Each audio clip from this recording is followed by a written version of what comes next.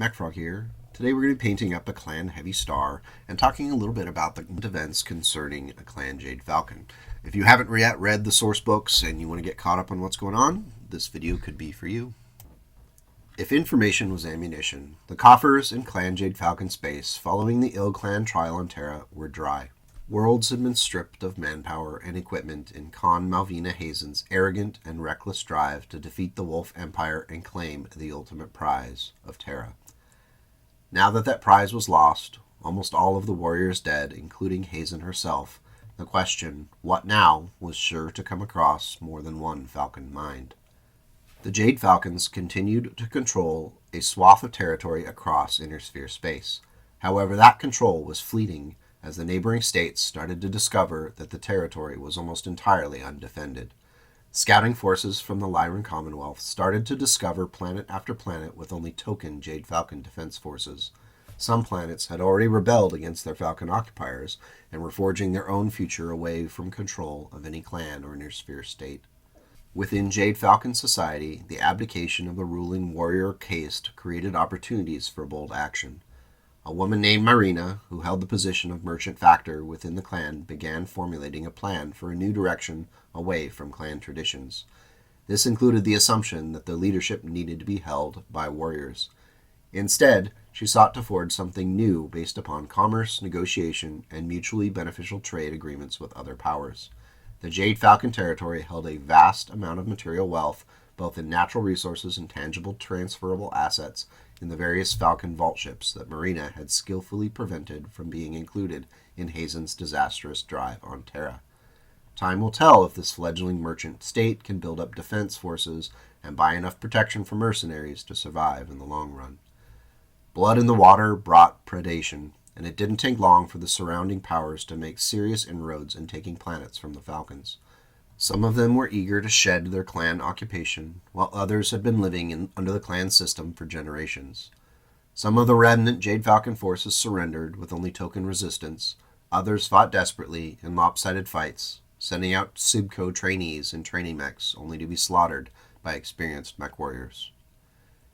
In that curious case of Blackjack, a planet which was the home for the Clan Jade Falcon's School of Conflict, the head of the school was a traditionalist Falcon named Star Colonel Derek Haim Cleese.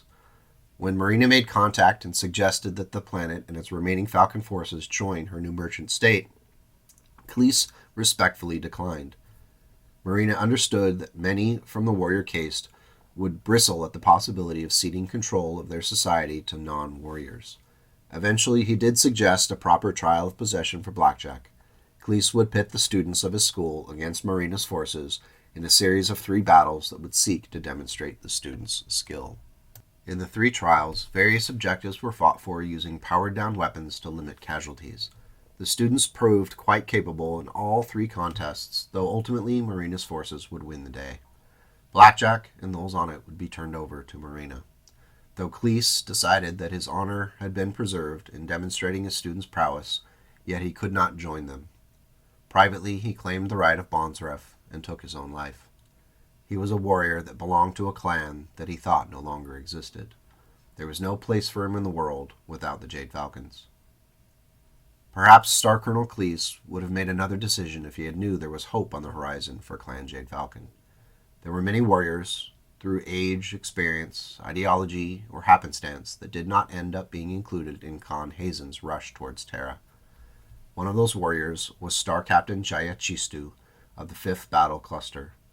He was a very thoughtful person who strongly detested the indiscriminate violence and destruction perpetrated by Malvina Hazen's Mongol doctrine. His ability to keep his opinions on Hazen shrouded allowed him to advance his career and make allies in both the Hazen camp and those within the Falcons that resisted her ideology. Chistu avoided being included in the forces sent to Terra after taking control of one of the Jade Falcon vault ships in October of 3147. His time was used well, tuning the warriors under his command into a capable force. In 3151, Chistu received orders from Marina to bring his forces and the vault ship to Alina. Sensing something wasn't right, Chistu instead headed with his forces to Sedaten. By this point, no one had known what had happened on Terra, and there had been no news or orders in a very long time. Upon arrival in Sudetan, the truth of the situation was discovered, and Chistu suddenly found himself in a position where he felt compelled to organize what was left of his clan in order to save it. A vote was held on Sudetan, which resoundingly refused to join Morena's merchant empire, refused to bow down to the wolves as IlClan, and would instead try to reforge Clan Jade Falcon into what it was before Hazen's mad Mongol doctrine. The new Khan of Clan Jade Falcon wouldn't have to wait long to put his new forces to the test, as Clan's Hell's horses would arrive in numbers to claim Sudetan. With only 5 days to prepare, Clan Chistu would have to be ready.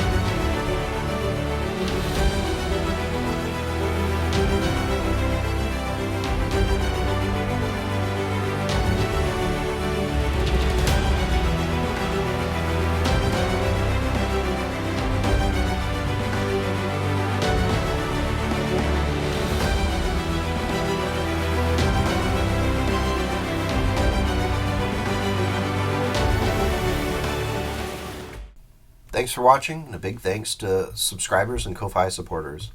I'm curious what you think about my proposed paint scheme for the Chistu-led Jade Falcons. If you're interested in the 3D printed bases, the My Mini Factory link is in the video notes below. A base set is there for free. Now take care, and go out and make the world a slightly better place today and tomorrow.